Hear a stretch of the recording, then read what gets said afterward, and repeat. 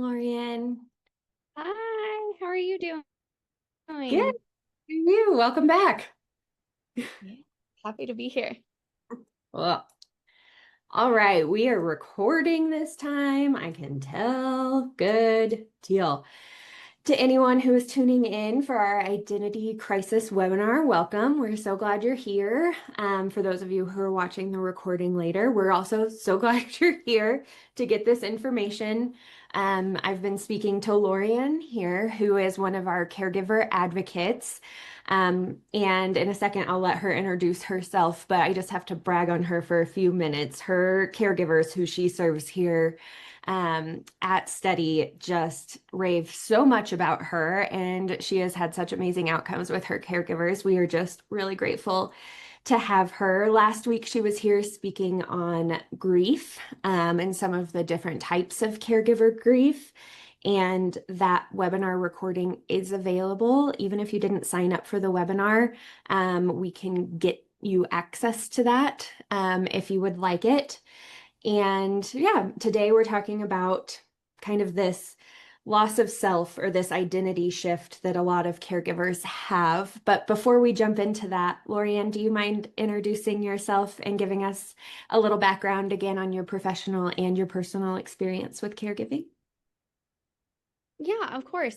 So I'm Lorian, as Lisa mentioned. I've been with Study for about 2 years as a caregiver advocate. I am so honored to be here, so honored to share this space with you. So I just want to note that. So grateful for all my caregivers and everybody else I haven't gotten to interact with yet. My personal background, I have over a decade of experience as a CNA, working in different situations like hospitals and nursing homes and a lot of home health care. So I've gotten to be a part of a lot of people's stories that way. I'm also a social worker, and my personal journey, I took care of my grandmother through brain cancer and heart issues and some other challenges for about 3.5 years, as well as taking care of my other grandmother in the face of dementia and stroke. So lots of that. I actually feel like I ended up at Study because of my identity as a caregiver and just trying to figure out how to incorporate that in the next part of my life. So I feel really passionate about being able to talk about this, and I'm really glad to be able to have this space. Yeah, and thanks for being willing to share some of your story. I know that, and we know at Steady that with caregivers, a lot of times it's really hard to open up because every caregiver situation is so different. And it's really hard to let somebody in and trust that they're going to understand where you're coming from or that you have any idea what their situation is like. And I think having advocates who have that personal and professional background can really help. If this is your introduction to Steady, anybody who's watching, we'll go more into our completely free services for caregivers here at the end. But I want to sort of jump into this identity crisis topic. So Lorian, for you, my first question is, we talk to a lot of caregivers who don't even identify as caregivers. Sometimes it's hard even to Google what should I be doing for X, Y, and Z because they don't even have that verbiage of I am a caregiver. Can you explain why that disconnect might be there and why somebody might have a hard time identifying as a caregiver? Yeah, I mean, you and I were just talking about how occasionally people will even think it's kind of like a dirty word. So it's kind of interesting, all the connotations we have. But I think a lot of the time, what happens as we find ourselves in this position as familial caregivers, um, we find ourselves in the roles that we were already in. So Hmm. we view ourselves as, as the child to our parent or the partner to our spouse or something like that. And a lot of times we just have this sense of, I should be doing this. I should be caring for my person through this. And so we tend to lean into that role more and just kind of have the expectations of caregiving without the name for it. Right.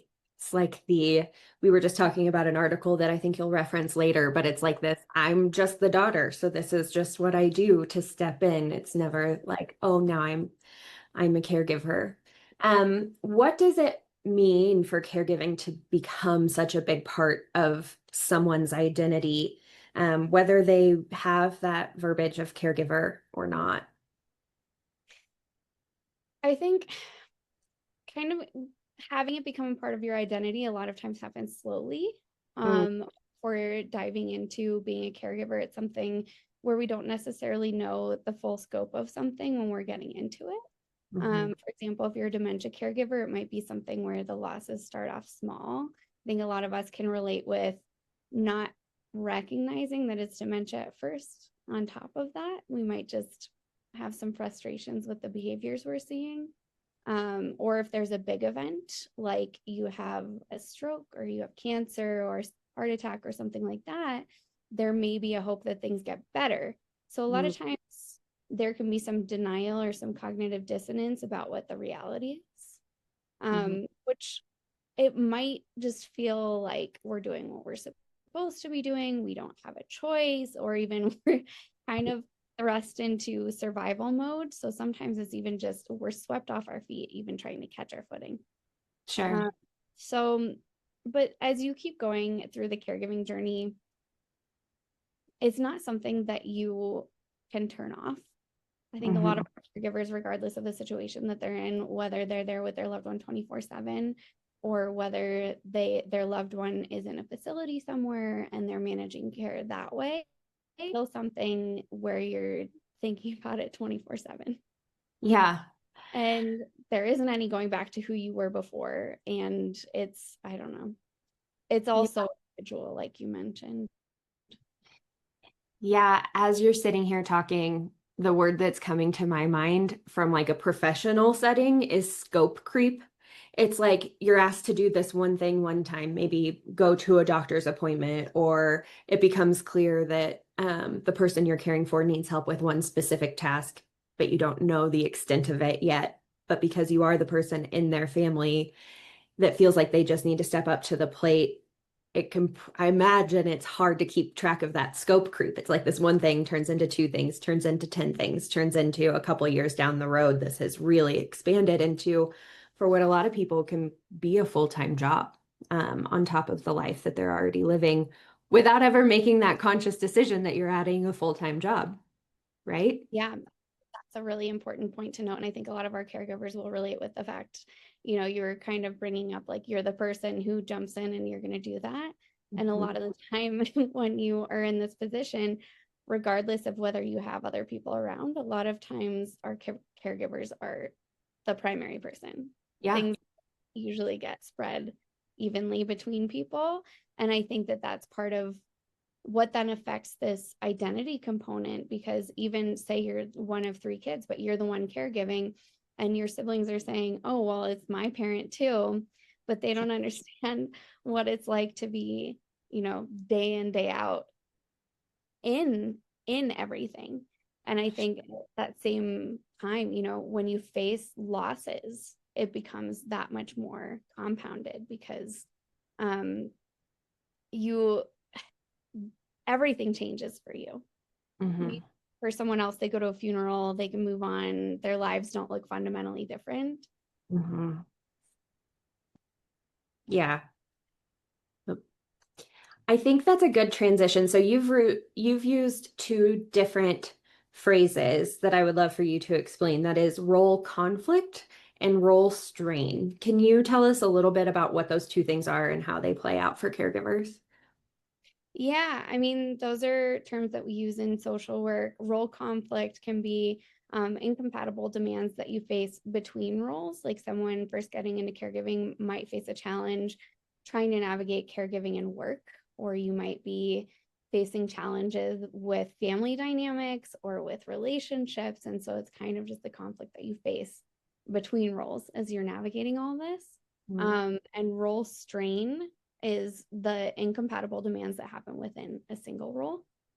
So maybe that looks like you're trying to figure out how to juggle your caregiving responsibilities with trying to take care of yourself, still trying to be your own person, and just having a lot of conflict within that.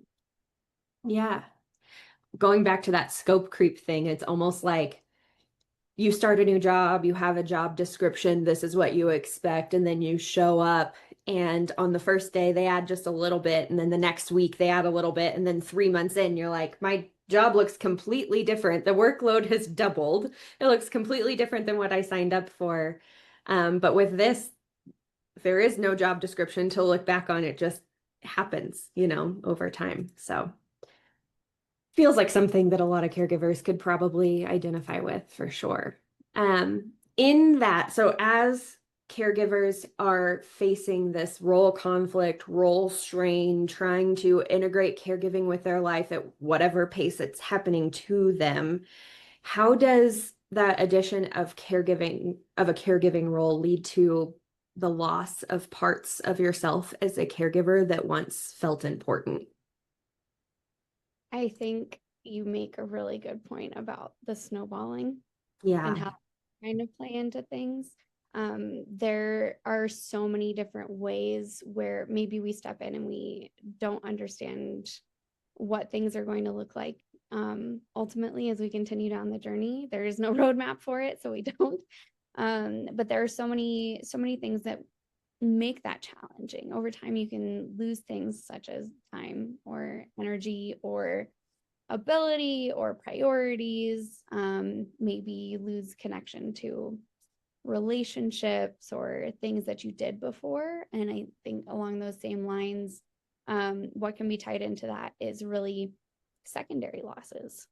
Yeah. So within all of the day-to-day responsibilities where everything just keeps creeping up and you have all this growing, uh, people in caregiving understand that there are so many losses just wrapped up all the time. And maybe that looks like losses of hopes and dreams. It Mm, looks like losses of a sense of future that you had for yourself or for your loved one. Maybe your sense of worth. A lot of times we experience the loss of our support systems, maybe our homes or our health or our relationships. And they're just, yeah, I think there's a lot of grief that can be wrapped up in that as well. sure. I don't, I, I'm also thinking about other responsibilities that get thrown on caregivers. And I think one that we hear a lot of is financial losses.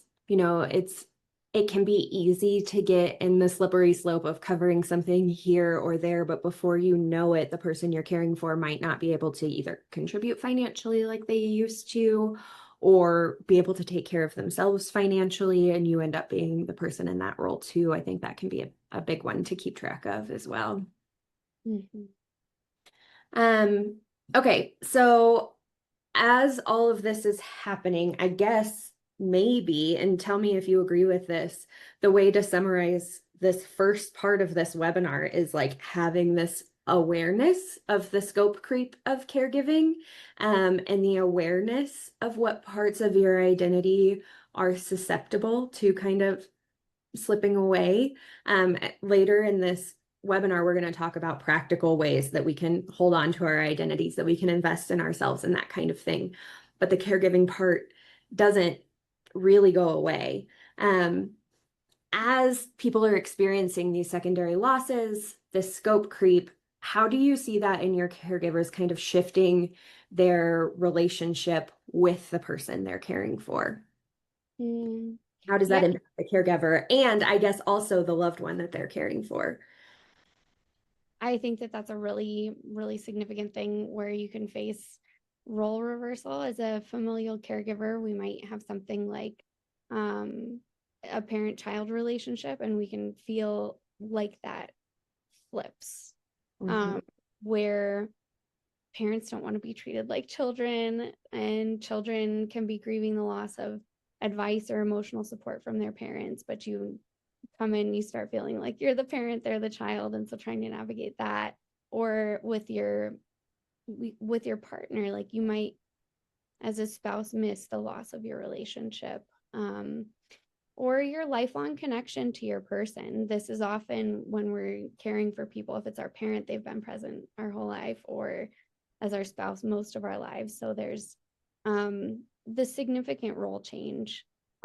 We switch a lot of the time, we're switching into caregiver and care recipient. and not really getting to participate in our original roles Mhm. with much integrity as we would like to be able to. I think sometimes that can also look like the caregiver feels the need to walk on eggshells, carry some additional burdens. There are some secrets to maybe try to protect your person from, which can also compound your losses. Mhm. And then within those role shifts, kind of um, just giving yourself the understanding both parties are experiencing grief and frustration within that. Yeah. As those roles shift, it sounds like to me, well, both parties are probably aware or they're feeling the tension of that role shifting. If a caregiver comes to you as an advocate and explains that they're really struggling with this role reversal, they're struggling to navigate it, what are some of the practical things that you give your caregivers to really address the pain and the impact of those role shifts? I think the number one thing that I like to bring to this is intentionality. Mm-hmm. We are in these different roles of caregiver and care recipient, but that doesn't mean that we have to say goodbye to our original roles. Mm-hmm. Um, and so I always encourage people to take the time, make an intentional space, whatever it looks like, and say, I'm going to take off my caregiving hat, Mm. sit down with my person, and we're going to have time, however much time you can do, just being us, Yeah. being parent child, being partners, being whatever that looks like. And it may not look like it did before.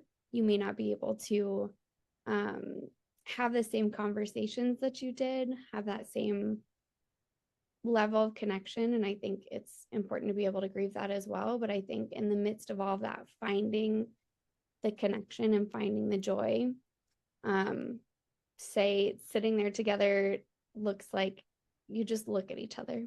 Mm-hmm. You just hold the space together. You look at pictures or you laugh, maybe even like record their voice or their laughter. That's one of my favorite things to do. But just finding space to say, like, this doesn't have to be all there is. We're not just doing this caregiving relationship. I'm still going to find these moments of connection and seek those out. Yeah. I think that's really powerful. It makes me think. So at Study, our advocates have um, dozens of different practices that they offer their caregivers. And as you're talking, I'm thinking of one of our practices. I can't remember exactly what it's called, but it's something like a basket or something where like you talk about taking your caregiver hat off. Like trying to like imagine removing all of those caregiving responsibilities and that caregiving role, just remove it from your brain and put it in your basket for however long that moment looks, because that basket will still be there and you can still physically pick that basket back up and everything that you put in that basket and kind of put that hat back on after that moment. But sometimes I think for some people it's powerful just to have that visual of like, I'm literally taking this hat off. I'm literally removing these responsibilities off my shoulders so that I can have this moment and then come back to them. Um, I really love that. Also, and I know we talked about this a little on the previous webinar, but it sounds like an opportunity maybe to do some continuing bonds type practices with your loved one while they're still here. And I just love continuing bonds so much. Do you want to tell anybody who's watching a little bit about what that looks like and how that might apply to this situation? Yeah, continuing bonds is a grief practice or a grief concept, where it's kind of finding ways of continuing your relationship regardless of circumstances. So this is even like after the ultimate loss of your person, still your relationship continues even then. But I think continuing bonds happen throughout our caregiving journey as well, where you're looking at things you can it's exactly how it sounds, continuing bonds. Maybe you're listening to music with your person, or you're cooking a recipe that they love, or just things that they enjoyed or things that you enjoyed together, picking up a hobby. Maybe they like card games, so you're finding a way to adapt that. just finding all these different ways, these different pathways for connection. So I think a lot of times it's easy to get wrapped up in what people can't do, Mm-hmm. kind of compound the losses that way because it feels like, well, if they can't do this, then we can't do anything. And Mm-hmm. bonds kind of allows us that space to recapture um, your relationship with your person and kind of find those special sparks for people. Yeah, I love that. Let's shift a little bit into this concept of isolation. We hear over and over again that caregivers find themselves in situations that feel really lonely, really isolating, even if they're not using that word or those words. And I think that isolation can go hand in hand with this scope creep. The further down the caregiving journey you go, whether you're aware of it or not, you might be more and more isolated, like you mentioned, from your support system and that kind of thing. Um, how would you talk to a caregiver who is starting to feel the isolation creep in, especially when most of their support system are non-caregivers? Maybe they don't understand the experience that they're going through. How would you first kind of comfort that caregiver and next maybe give them some tools to try to combat that isolation a little bit? I think isolation can be a natural component of things, and it happens in a couple of different ways. Sometimes we even self isolate. Hmm. I think, sometimes people are isolating because they don't understand, and it feels a little bit easier to not engage rather than say the wrong thing or do the wrong thing. And sometimes we just feel so overwhelmed, we don't want to talk to other people. Sure. I think understanding that sometimes there's a place where isolation, it's okay to be isolated sometimes. It's okay to kind of feel those comforts for moments. But then as you get to a point where you want to move past that and you want to be able to connect with other people, I would really encourage people to feel that they can express what their needs are. It would be great if other people just stepped in and understood what those were. But knowing, the last webinar, we kind of talked about different buckets of people. Oh, yeah. Not everybody is going to meet you at the level you want them to, but understanding which people can meet you at different levels and saying, okay, this person, I might be able to just like send them a text and we can just have like, it's just a check in. Like, this is someone where I can say, like, are you good? No, I'm Mhm. not. But Yeah.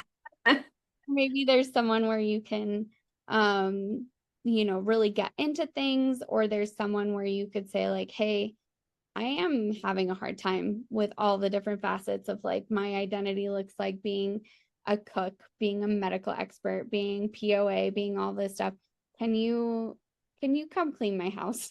Can you come do something with me for me? Go for a walk Yeah. a little bit. Can I have a couple of moments to just go be myself outside of this space? Yeah. Can you pick another topic to talk about that has nothing to do with caregiving that we can just have a conversation about? I love that. Love that. You just kind of mentioned this accidental expert concept. I think that's another part of the scope creep of caregiving is that suddenly people find themselves becoming an expert in something they never thought that they would have to be an expert in, whether that's navigating insurance or on a certain medical condition or whatever that is. How does that steep learning curve kind of add to that stress of caregiving? I think it's really challenging. There's no guidebook to anything, even if there was some entity kind of trying to lead us along the way. Every single case is so individual, and it's such a unique thing being a caregiver. Nobody is holding your hand through this process. Everybody expects you to come in, advocate for yourself, know what you want to advocate for, Mm-hmm. how to know all the systems and services that exist. And I think a lot of times we're fighting that battle alone. And so having all of those layers of all the extra responsibilities, especially when crisis comes up that we're having to navigate on top of our day-to-day challenges and going uphill and just the grief that we're experiencing with all of that just adds a whole other layer to everything. Yeah, as you're talking about that, I'm thinking about how caregivers tend to take on all of this responsibility themselves. In your professional opinion, and even in your personal experience in caregiving, would you say that some of those areas of expertise are something that you could delegate to somebody who's a little bit further from the situation? Like, hey, brother who lives across the country, can you look into this legal matter? Could you look into this insurance matter? Is that realistic? I think it's so individual. Yeah. We have so many different situations. I will say that often people have more resources they can tap into than they might realize. And so in that instance, maybe, writing out a list of like, okay, this is something where I could pass this off to this person. And also understanding in those instances, because I think sometimes it's like, yeah, but I would do it better. Yeah, sure. Understanding like where that's consequential and where it's not, and knowing like this might be good enough. Knowing that, but then I think it's hard. I don't want anybody to feel guilt. I think a lot of times people feel really alone, and a lot of times people feel like this is my burden to carry. Or if you're saying like you should be leaning into other people, I don't want that to create its own problem. But I think there there are resources out there. It is hard to find them, but there are different things that you can lean into where you might be able to consult with people who can help you along the way. I think this is where it's really beneficial to have things like study or like Mm. support groups, or, you know, the influencers that we find online, just finding people where they do know these different things to kind of set the foundation for you so that you can understand even what your options are for something like that, and where but I do think it's important where possible. I can pretty much guarantee you that people are going to be more willing to do things than you think they are. Yeah. And I think sometimes, we're so caught up in the day to day, we don't want to be a burden to other people, but sometimes people just don't know what to do. Yeah. If you just ask them, then Yeah. sometimes that can make the difference in whether or not you get a break. Yeah. You mentioned prioritizing or understanding what things are more consequential and what things are less consequential. It reminds me of like the spinning plates analogy. If somebody has a whole bunch of plates that are spinning on, it's like the circus act with all of the plates spinning on the end of the poles. And you've mentioned before that we can consider some of those plates glass and some of those plates plastic. Like the plastic ones can drop and not break. And maybe that's a task that you can give to somebody else. Maybe even giving yourself a break of if they don't do it as well as I think it should be done, it's less consequential. It's a plastic plate, but it still takes something off of me, and I can keep my glass plates spinning. That's kind of the analogy that, as you were talking, kind of came to my mind. Yeah, I think that's one that I'm obsessed with. I think it's a really important thing because we often treat everything like it's glass. Yeah. And I think it's easy to do that. Everything can feel like a fire, especially if you're kind of thrust in survival mode, just trying to navigate everything. So it's totally fair to do that. And that's part of why it's good to be able to step back and really consider, is this glass? Is it not? And sometimes looking at it again too and being like, no, it really isn't glass. I thought it was, but actually, no, this is fine. Yeah, sure. I think that's fair, and I think everybody will have a different definition. And I think that's what makes caregiving so personal is that people will have different definitions of what is glass and what is plastic, but it is really getting honest with yourself on what things you can pass off and feel good about at the end of the day. One of the things that just in researching this topic for this webinar that we found out is there's just very little information out there about caregiver identity. It's not like this is something that there are a lot of resources that exist, but we did come across this caregiver identity theory as a big caveat. This is not something that we would put out there as like a workbook on how to navigate caregiving. This really kind of hones in on the caregiving process and kind of breaks it down into 5 different steps. It gets very specific and it might not fit for everybody's life. But do you kind of want to walk through that as a framework and maybe how people can edit this theory to fit into their lives a little bit better? Yeah, absolutely. So the caregiver identity theory, as it's laid out, includes 5 phases. First Hmm. one's role onset, which is kind of the initial phase where you're starting to take on some caregiving tasks. The next one is where it's self-identification as a caregiver. And this is kind of as your responsibilities increase. Maybe you do start to recognize yourself as a caregiver.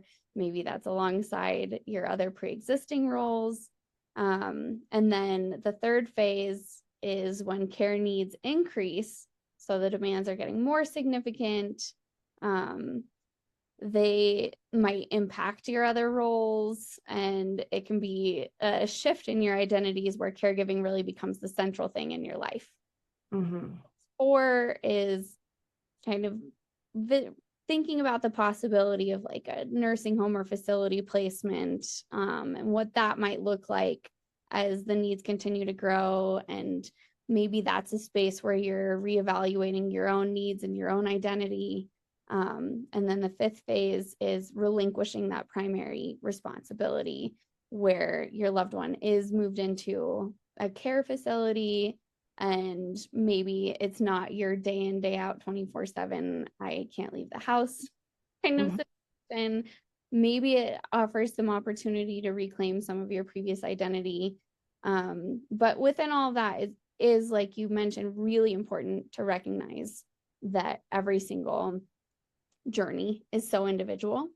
Hmm. So you're probably going to ramp up in care needs as a caregiver, and kind of experience a lot of those feelings of like, maybe I'm not a caregiver, maybe I am, maybe it's taking over my life.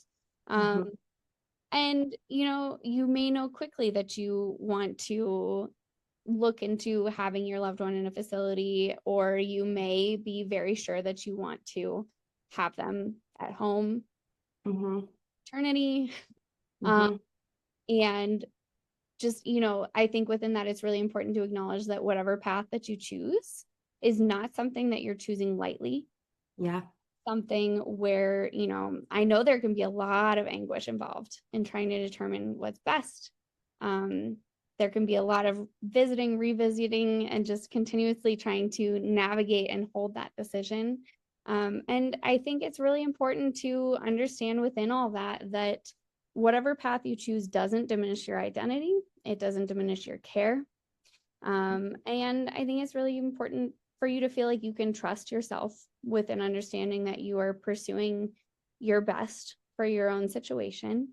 And Hmm. also allowing yourself the space to understand that whatever your situation looks like, it's not one that you anticipated, not one you could anticipate. It's likely changing. And so having the space to be able to reevaluate and acknowledge, what makes sense. We have changing variables, and giving yourself grace within that to say, like, this looks different than I thought. And so I'm allowed to make decisions based on the information that I have now. Yeah. I think that's really wise advice is everybody's going to have different decision-making processes, different values they're considering, different life experiences, different financial situations, different things that are available to them, but just recognizing that this is likely going to be something that, like you said, continues to ramp up and accepting that and trying to figure out as you go how to navigate that rather than being in this place of one day I'll have it fully under control. I'll have the whole system on lock. I'll be able to just go back to my life, but also be this superhero caregiver and coming to some kind of realization that that you're going to have to be flexible, like you just said, and you may change paths even if it's not what you thought it was going to look like. Um, I want to shift into getting more into kind of the practical practices, for lack of a better phrase, on how to retain your identity or reclaim your identity after you feel parts of that slipping away. we talk about this bridging the gap between kind of your old self before you become a caregiver and your new self as a caregiver. How would you recommend a caregiver kind of look at their own situation and reflect in that way? First of all, I think it's really important to be able to acknowledge your losses Yeah. within this because a lot of times by engaging as a caregiver and as a central role, Mhm. there are so many losses that are involved in that, and maybe we can't participate in things the same way that we wish we could. Mhm. So being able to think about those moments and giving yourself the space to reflect on what makes you you and understand why things feel important to you and what is important to you. Um, Giving yourself the space to look at what you love about yourself and understanding that some of these things, whether you're able to have the space for those to play out in the same way or not, just finding ways, okay, well, how does this still endure within me? Yeah. How how can I nurture the parts of me that make me, even if they look different in this phase of life? I love that. How does this part endure? Because whatever that loss is, like if it was a career path that you were on that has to come to a pause, or if it's a hobby or anything in that realm, asking yourself, how does this endure in this phase of life, I think gives you the opportunity to be creative. Well, I can't go into work 5 days a week and I can't pursue this career path, but I'm still this person. So how do these traits endure in me here? I think Mhm. is really interesting. This is a good opportunity for me to say Lorian created another beautiful workbook that walks caregivers through some of these prompts, some of these activities, some of these practices. A lot of things that are in that workbook we're not even able to have time to cover today. So that will be with the recording when we send this out. And I think there is, if I remember correctly, there is some kind of prompt about how does this endure in this stage of life in that workbook, among other things. So those would be good activities to kind of walk through. So far, I'm catching us feeling a little bit like doom and gloom over caregiving and everything being really heavy and like a lost opportunity and a lost everything. But we talk about how caregiving can also be really empowering and meaningful. Can you talk a little bit about how people can find the empowering, meaningful, even joyful things that are added to their life when they become a caregiver? I think caregivers are virtually superheroes. Yeah. And I think there's so much within that where there are so many skills and abilities. You're diving in, you're taking everything on, you are learning so much, you're becoming the expert on so many things. And within all of that, so much of what makes you unique is the way you develop this resilience. Yeah, that's a good And word. there's an empathy that you can only get through experience. Yeah. It is hard fought, hard won. But That I gives me the chills. And empathy you can only get through experience like that. That's pretty powerful, I think. Well, that's what I love about the study space. I think that that's part of why it's so important to be able to talk to people who get it, to Yeah. be able to say, I get it. Yeah. This is hard. This is Yeah. a lot. But also finding, like you said, finding those moments of joy. I think that it's so important to be able to hold. I think our pain can amplify our joy. Mm, And so if you're experiencing this deep grief, this deep pain, then it makes even those little glimmers of joy just all the more precious. So I think that there's caregiving, you kind of understand how fleeting things can be. You learn to kind of savor the moments. And I there's so much beauty where you wouldn't think to encounter it outside of these situations. yeah. I think that's really powerful and a good reminder to any caregiver listening. In a second, we're kind of wrapping up here. In a second, I'm going to ask you maybe to give some next steps to a caregiver who feels like they're totally lost in their identity. They've been in this so long, they can't even remember who they were. What would be the first steps that you offer them or recommend to them? And then maybe somebody who's toward the beginning of their caregiving journey and they're noticing little pieces of themselves kind of fading away. What advice would you give to them? While you think about that answer, I do want to talk a little bit about study and how our completely free resource can help in these situations. If you are new to study or haven't been fully introduced yet, Study is a completely virtual platform. We have a staff of advocates similar to Lorianne. They all have two things, really three things in common. One, they have personal experience with caregiving. They've cared for a family member on some level themselves, so they know a little bit of what that's like. They have a professional background in a mental health, emotional health, or behavioral health field. So social work, therapy, nursing, something like that, where they can apply their professional skills in this advocate relationship. And thirdly, they've all been through a pretty rigorous training through study because study was really formed on this idea that no two people are the same. That means no two caregivers are the same. And of all of the resources out there, we try to systemize this is how to be a good caregiver. These are the steps, these are the stages of caregiving.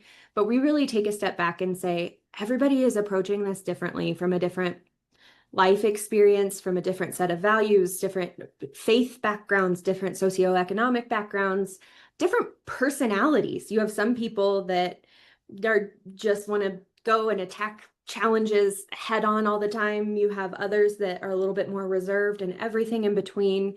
And our advocates are really trained to understand you, your personality, your value system, your background, and help guide you in a way that is going to feel good and valuable to you, not just put you in a system that's like, here are the 10 steps to being a good caregiver.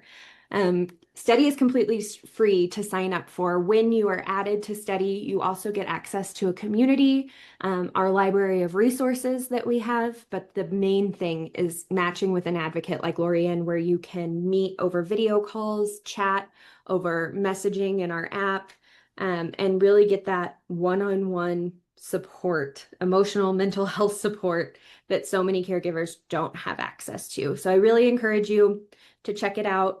Study.com. It will be in the information we send out after this webinar.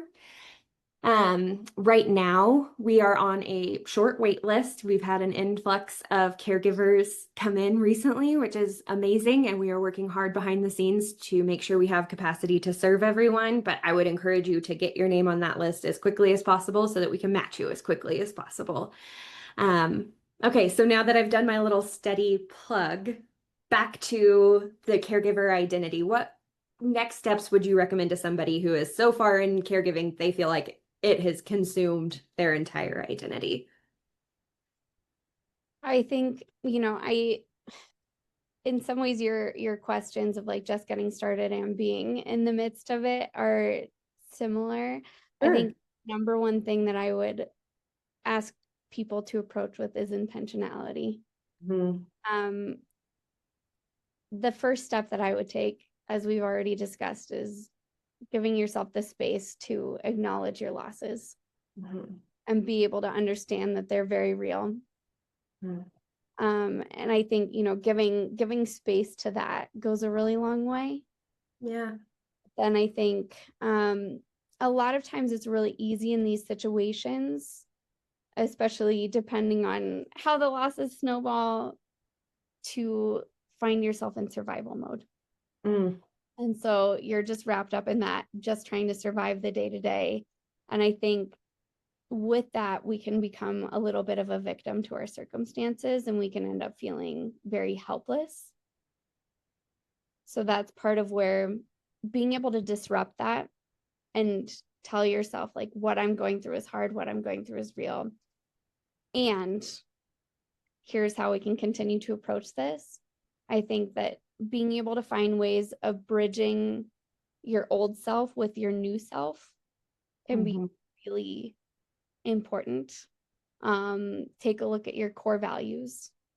What matters the most to you? How are you living those out? How can you live those out? What are small ways? Sometimes it looks like small ways versus grandiose things. Sometimes, we were doing something big that other people saw was meaningful.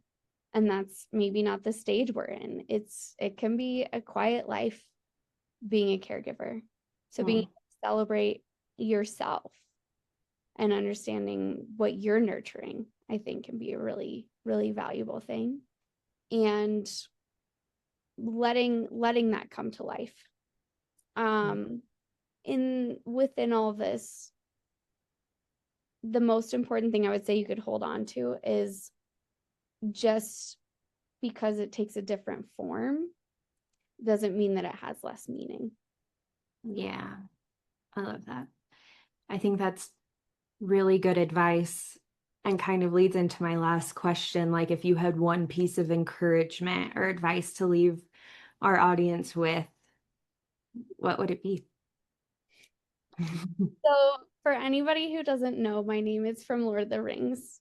As we've been preparing for this webinar, I've had a Lord of the Rings quote in my head that I would love to share with you. I love it. It's an exchange between Frodo and Gandalf, where Yeah. Frodo, I wish the ring had never come to me.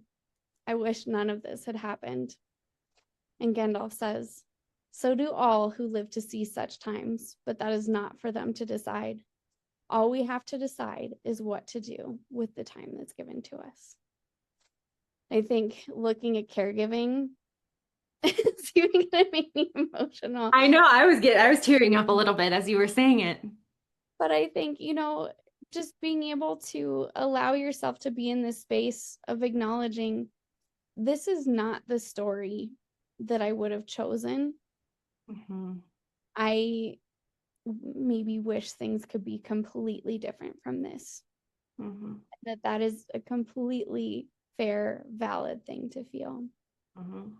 But to understand that even though you didn't choose this, you still have all these other choices within that where you can seek goodness. You still get to reframe the narrative.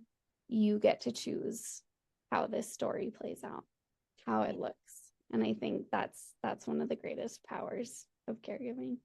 Yeah, I think that reflects back on caregivers' resilience to really be able to take their circumstance and find ways to endure as themselves through it. And that's really what your steady advocate is here to help you do, because it's hard to do that alone. So, well, I'm really grateful for you joining us for another webinar and kind of shedding some light on these topics. For anybody who's listening, you will get this recording, you will get the workbook, you will continue to get resources through Steady as we put them out. Next week, we have another webinar, Wednesday, same time. This time, Lorianne won't be with me. I'm going to be interviewing someone named Janet Clevenger. She's a licensed marriage and family therapist, and she has been a caregiver herself. And she has served a lot of caregivers, and she's going to be talking about the different styles people have for seeking help. Knowing that some people have a really hard time seeking help, they're help deniers or help rejectors. Sometimes people can fall into a category of being really help dependent, almost feeling like they can't do anything on their own, that they have to have a second set of eyes on everything and everything in between. And Janet's going to be talking about those different styles and how to move to a balanced style that's really helpful for you in your life as a caregiver. We will have that webinar sign up really shortly, and we'll be advertising that soon. So we would love to have you join us on that one as well. And if anybody has a certain topic that they would love Steady to cover in an article, in a webinar like this, something like that, please let us know. Email us. Our email address is howdy, HOWDII at steady.com. We would love to take your ideas. We want to get to know all of you more. And we want to be a resource that is filling the needs that caregivers actually have, not just the needs that we think they have. So we would love to hear hear your thoughts on that. But thank you, Lorianne, again for joining me today. I really appreciate it. And everyone else, we'll talk soon. Yeah, thanks for being here.